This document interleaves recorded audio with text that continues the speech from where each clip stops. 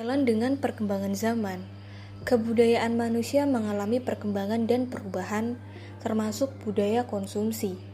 Dimulai pada awal abad ke-18, di mana negara-negara di Eropa mengalami industrialisasi, sehingga ekonomi mulai berkembang dan pendapatan mulai mengalami peningkatan. Hal ini membuat keluarga yang belum pernah memiliki uang, selain untuk memenuhi kebutuhan mereka untuk bertahan hidup, mereka mulai bisa berbelanja barang-barang mewah kecil, seperti sisir, cermin, bantal, sepatu bot yang agak tebal, dan handuk. Tidak disangka, pengeluaran mereka menciptakan siklus ekonomi yang baik. Semakin banyak orang yang mengeluarkan uang, semakin banyak bisnis yang tumbuh, dan semakin banyak pendapatan yang masuk. Hal ini terus berjalan hingga di pertengahan abad ke-18.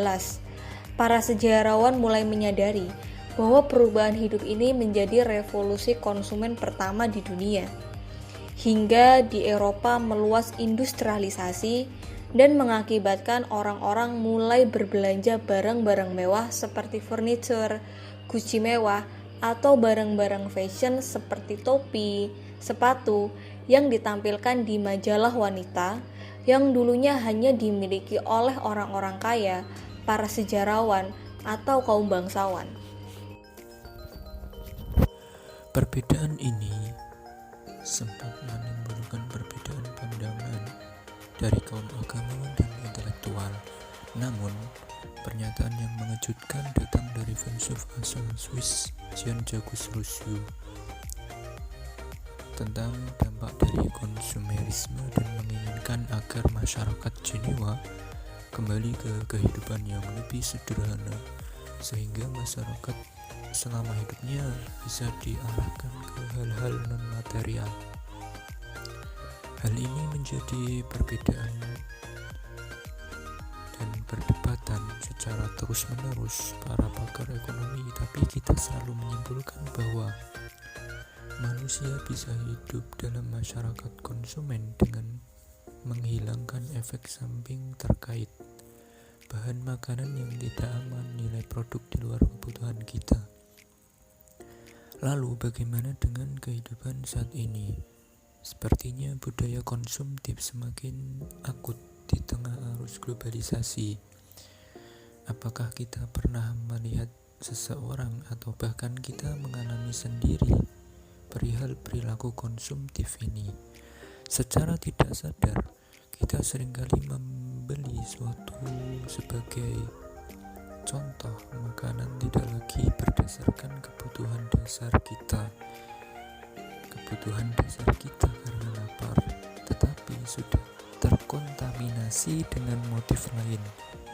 Bagaimana citra dan wacana yang dibangun media telah mempengaruhi budaya konsumsi kita. Sebagai contoh, bisa membedakan antara makanan di angkringan dan di KFC. Kita menganggap makanan di KFC memiliki prestis yang tinggi seperti modern, keren, gaul, dan higienis. Berbanding terbalik ketika makan di angkringan. Tetapi apakah demikian faktanya? Kita juga seringkali memperhatikan tren fashion di sekeliling kita, di mana setiap masanya style fashion selalu berubah mengikuti tren yang sedang naik, yang sedang digunakan banyak orang. Kita yang sebagai orang Indonesia dan khususnya suku Jawa yang pada zaman dahulu memakai kebaya, memakai jarik, dan memakai belangkon, tetapi berbeda dengan sekarang, di mana fashion barat, Korea, dan sebagainya sudah melekat dengan keseharian kita. Ketika tren fashion sudah menembus pasar global, seperti produk Korea yang masuk ke Indonesia, baik itu melalui iklan TV, media sosial, film, dan lain sebagainya, semakin mudah dijangkau oleh masyarakat kita, khususnya masyarakat Indonesia.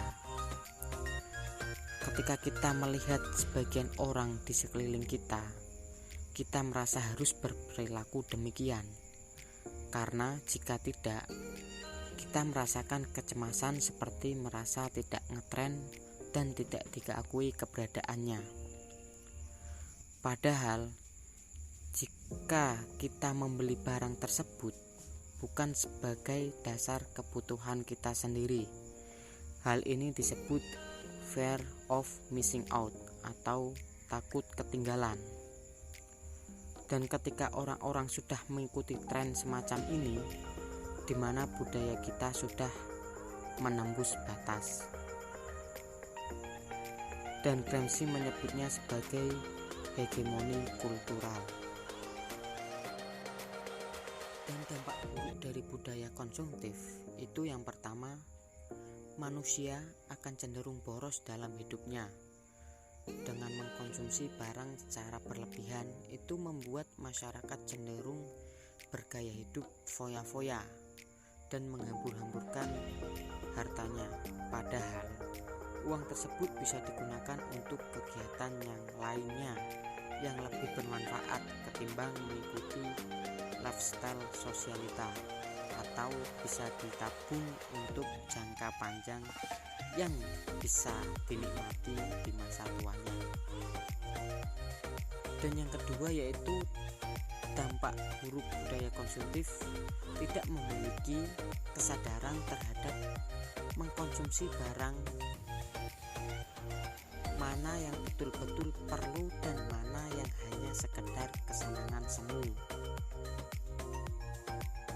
Dan dampak buruk dari budaya konsumtif yang ketiga yaitu kecanduan untuk berbelanja. Dan kebiasaan konsumtif mengakibatkan sebuah kebiasaan di dalam dirinya. Jika tidak konsumtif, ada sesuatu yang kurang di dalam dirinya. Jadi semisal tidak berbelanja itu kita merasa kurang dalam dirinya, kita belum merasa puas. Dan solusinya untuk masalah tersebut, untuk dampak buruk dari budaya konsumtif, yaitu dengan cara memperdalam kesadaran manusia dan mengembalikan eksistensi manusia, sehingga manusia tersebut tidak sekedar menjadi konsumen dari apa yang sedianya